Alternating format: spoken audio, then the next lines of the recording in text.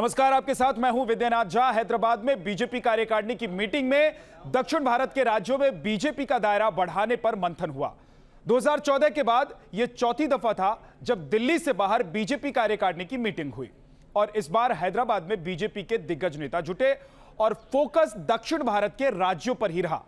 अगले साल कर्नाटक और तेलंगाना में चुनाव हैं, फिर 2014 में लोकसभा चुनाव के बाद अब 2024 में भी लोकसभा के चुनाव आने वाले हैं। बीजेपी की मंशा है कि जैसे दक्षिण भारतीय राज्य कर्नाटक में बीजेपी सत्ता में है, वैसे ही तेलंगाना में भी कमल खिले और बीजेपी के लिए दक्षिण का द्वार पूरी तरह से खुल जाए।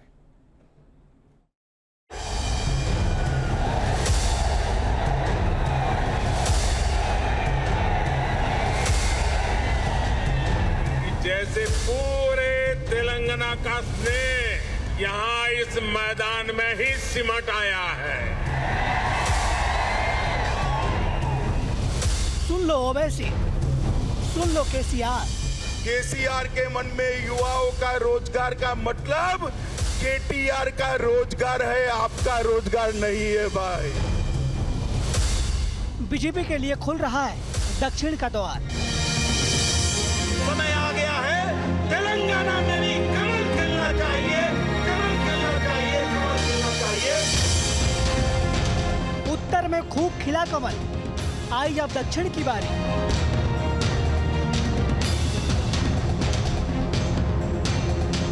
कर्नाटक के बाद तेलंगाना में भाग्य आजमाने की तैयारी।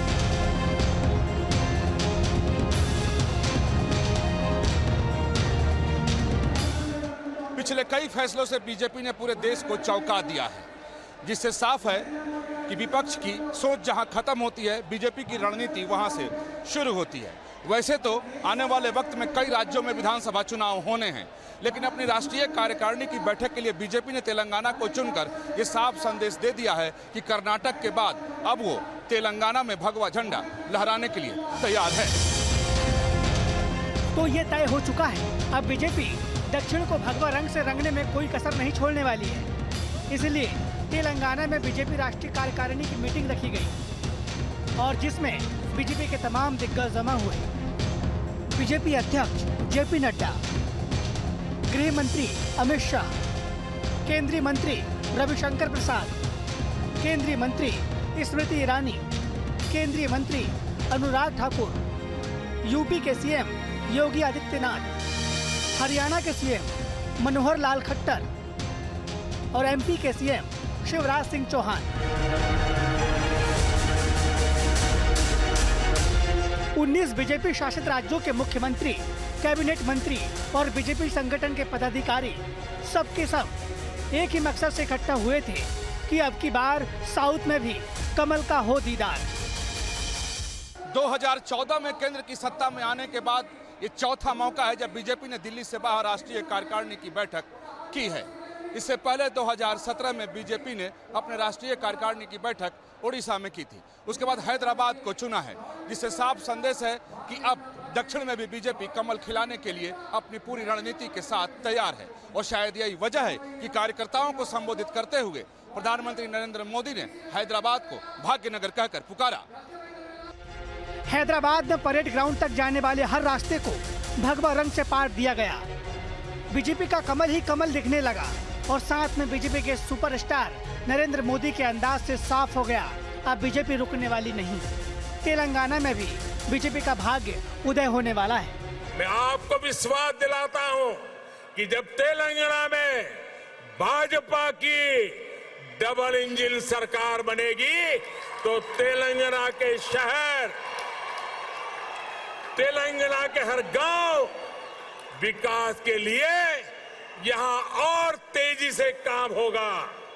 हमें सबको पॉजिटिविटी से जोड़ना है, सबको विकास से जोड़ना है। हाँ, बीजेपी के इस अंदाज से केसीआर असदुद्दीन ओवैसी की नींद जरूर उड़ गई है, क्योंकि बीजेपी लगातार तेलंगाना में हर वो कोशिश कर रही है जिससे तेलंगाना में सत्ताधारी पार्टी को टक्कर दे सके। ठीक वैसे ही जैसे बंगाल में खेला किया। अब बंगाल में सीधी टक्कर टीएमसी वर्सेस बीजेपी की होती है। उसी तरह राष्ट्रीय कार्यकारिणी में मंथन इस बात को लेकर था। तेलंगाना में सीधी टक्कर टीआरएस वर्सेस बीजेपी हो जाए। तेलंगाना में बीजेपी के मिशन दक्षिण से जहां टीआरएस की टेंशन बढ़ गई है, वहीं तेलंगाना बीजेपी के कार्यकर्ता का जोश हाई हो गया है।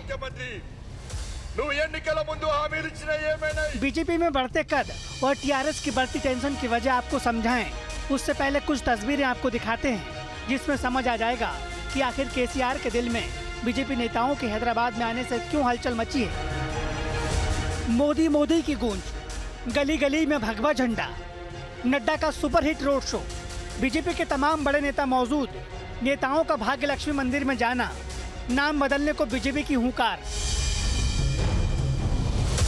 और इन तमाम तरीकों के जरिए तेलंगाना में बीजेपी को मुकाबले में लाने की जोर आजमाइश, जिसके लिए खुद पीएम मोदी पहुंचे। परेड ग्राउंड में विरोधियों पर सीधा वार किया। भाई और बहनों, हमारा निरंतर प्रयास है कि तेलंगाना के किसानों का जीवन आसान हो, उनको अपनी उपज का अधिक से अधिक लाभ मिले।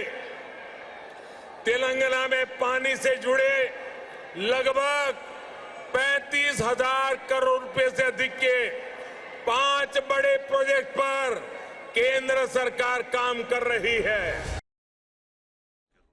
के शून्य से शिखर तक की यात्रा में उत्तर भारत का बड़ा रोल है। मौजूदा वक्त में देश के 18 राज्यों और एक केंद्र शासित प्रदेश में बीजेपी की सरकार है, जिसमें से अधिकतर उत्तर और मध्य भारत में बीजेपी सत्ता में है। लेकिन दक्षिण भारत की बात करें तो सिर्फ कर्नाटक ही ऐसा राज्य है जहां बीजेपी की सरकार है। ऐसे में दक्षिण के दूसरे राज्यों में बीजेपी अपना कद बढ़ाकर वहां की सत्ता तक पहुंचना चाहती है,